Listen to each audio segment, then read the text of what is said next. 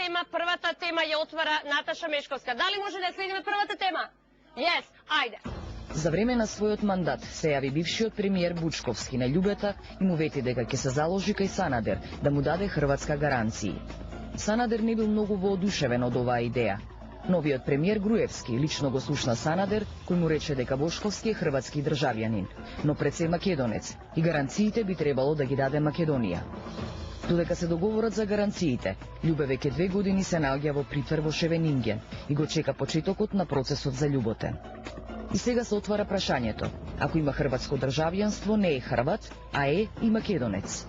Ете ти проблем. Топката се префрла од една на друга страна.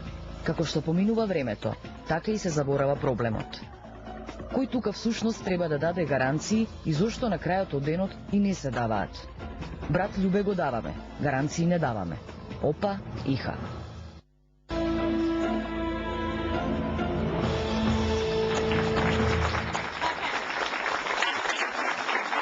Опа, иха. Вашите 60 секунди.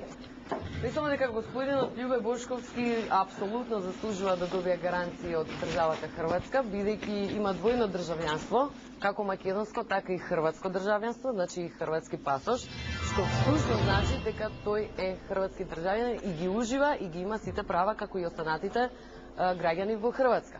Што значи тоа не даваат гаранции? Се плашат дека не можат да гарантираат, дека не веруваат во сопствената полиција? Не го разбирам тоа, навистина.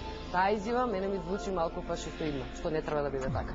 Добро, ви благодарам, и ето своите 26 секунди не ги искористите. Кога вие би биле министер, односно премиер на Хрватска, би му дали гаранција? Апсолутно да. Тоа значи дека верувам во сопствената полиција, во сопствената држава можам да гарантирам. Значи, постои еден систем кој што е добро организиран там. Добро, ви благодарам. Вашите 60 секунди, Милан Кнудов.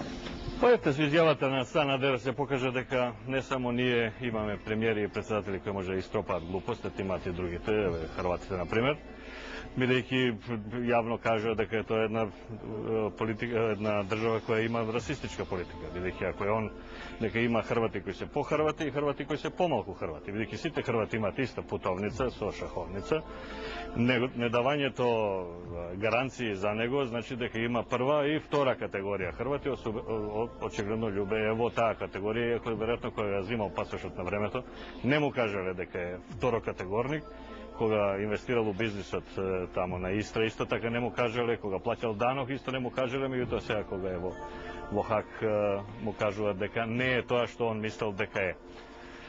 Недавањето на, мислам дека од друга страна за македонската страна, недавањето на гаранција од страна на хрватите не треба нас да не попречи да ние инатаму инсистираме гаранција и човекот се брани слободно. Добро, ви благодарам. 60 секунди, господине Петков. За да не ги повторувам тезите на другите двајца дискутанти, јас мислам дека македонската држава направи пропуст при оваа средба. Оваа средба мораше да биде малку подобро подготвена, значи нашето Министерство за надворешни работи мораше да ги соопшти нашите ставови и да инсистира да ги знае ставовите на хрватската држава пред воопшто да се излезе на пресконференција.